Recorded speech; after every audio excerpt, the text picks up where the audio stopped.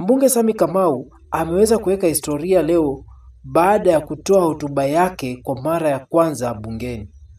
Sammy Kamau aliweza kuweka historia na kuwa mbunge wa kwanza kuchaguliwa kwa chama cha DCP. Ushindi wake ulikuwa wa kura 35,400 dhidi ya mpinzani wake kwa jina la Mushina, na kisha aliweza kuapishwa tarehe 28 Julai mwaka 2026. Kabla ya kuchaguliwa kwake, Sammy alikuwa akifanya kazi katika ofisi ya Rigathi Gachagua. Thank you, Madam Speaker. It is with great humility and honor that I rise to make my maiden speech as the Member of Parliament representing the great people of Kalou constituency. From the outset, Madam Speaker, let me state that I stand here as a clear statement that bad leadership can be defeated. I also stand before this House as a reminder that sovereign power belongs to the people. When institutions are compromised, the people will always rise to defend their democratic rights, even at the greatest personal cost. First and foremost, I give all glory and honor to Almighty God for this victory. There were many moments when all I had was prayers, strengthened through fasting. Today I stand as a living testimony that God not only hears our prayers but answers them in His own perfect time. He alone can transform a man once referred to as a chokora into a member of Parliament. To my dear wife, Mama Sia, and our family, thank you for your unwavering love, prayers, patience, and sacrifice. Your support has been my greatest source of strength, and I remain forever grateful.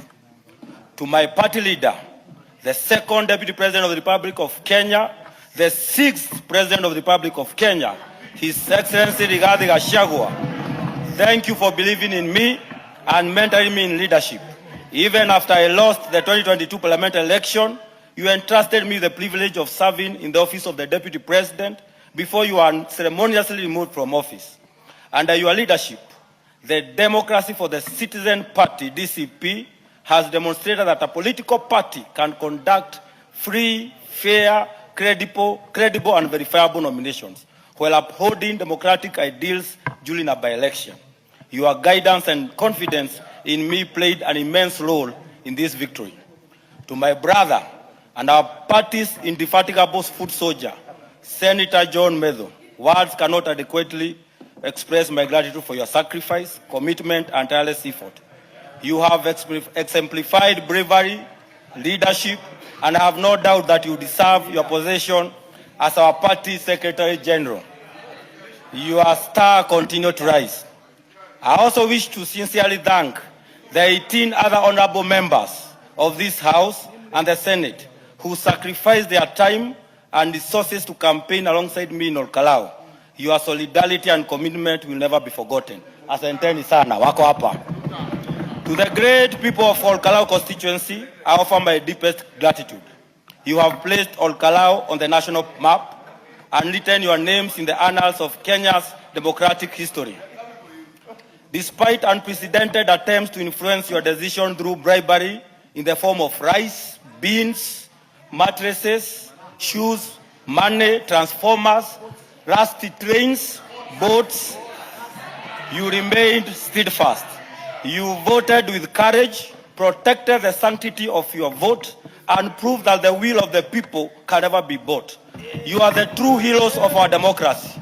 Allow me at this juncture to welcome everyone in the country and beyond to come and benchmark with Kalou on how to eat but still vote wisely. Allow me also to pay tribute to my predecessors, beginning with Engineer Morioki Karoe, whose efforts through the establishment of the Constituency Development Fund, CDF, has transformed countless lives. I also honor the late Honorable David Kiaraho, who ensured that many needy students accessed education through bursary. May his soul continue resting in peace.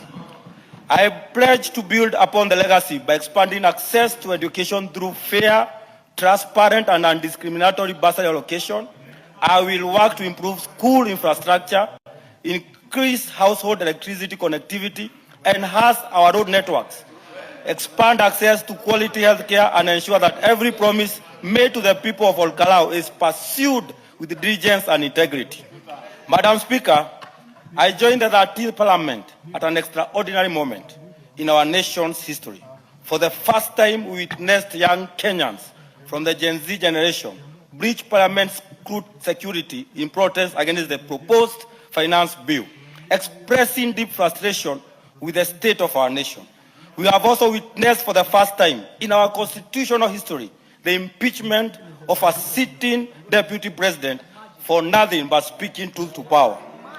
At a time when Parliament is increasingly perceived by many Kenyans as an appendage of the executive, I come to this House carrying the voice of ordinary citizens. I carry the cry of mothers detained in hospital after giving birth because they cannot afford medical bills. I ask, where is Linda Mama? I carry the cries of millions of unemployed young people asking, where are their jobs? I come with the cry of students languishing at home due to low capitation and lack of adequate funding to our school and universities and colleges. I carry the concern of hardworking civil servants whose payslip continue to shrink under the weight of pay-as-you-earn, housing levy, SHA. For many, the payslip has become a source of pain rather than hope. Madam Speaker, it would be an understatement saying SHA is a flossy, nausea nihilification. I also carry the anguish of families whose loved ones have been abducted, tortured, maimed, or killed. As a nation governed by the rule of law, we must ask ourselves, when will this come to an end? Honorable members, permit me to paraphrase the words of German pastor Martin Yomol. First they came for the Gen Zs. I did not speak because I was not a Gen Z. Then they came for the civil servants. I did not speak because I was not a civil servant. Then they came for the deputy president. I did not speak because I was not regarding a Shagua. Then they came for the great leaders that have been killed under unclear circumstances and I still remained silent.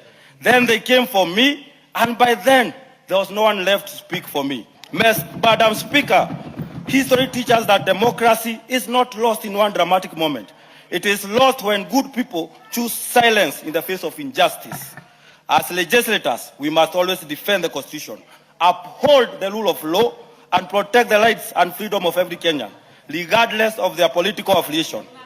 The recent rise in goon culture, allegedly under the watch of institutions that ought to protect our citizens, is deeply worrisome and should be condemned by all and sundry. Finally, to the great people of our constituency, thank you once again for demonstrating to the entire nation that power truly belongs to the people. No amount of intimidation, bribery, or abuse of state resources can defeat a determined and united electorate. I pay tribute to Zakaria Kakinya from Rorie Ward and James Moigai from Kaibaga, who paid the ultimate price for exercising their right to vote. May their innocent blood forever hound the perpetrators. Let me equally extend the same to SCORE, who are beaten and maimed by a rogue regime that could not withstand humiliation in our Kalou constituency. We honor you. As I conclude, I'm reminded of the words written to King Belshazzar in the book of Daniel. When they were merrymaking, when they were eating and dancing, when they were enjoying, a lighting came on the wall. These words reached to all entrusted with power. Mene, mene tekel upasin. You have been weighed on the scale and found wanting. Your days are numbered. May God bless all Kalou constituency. May God bless Kenya. And may God bless all of us. Thank you, Madam Speaker.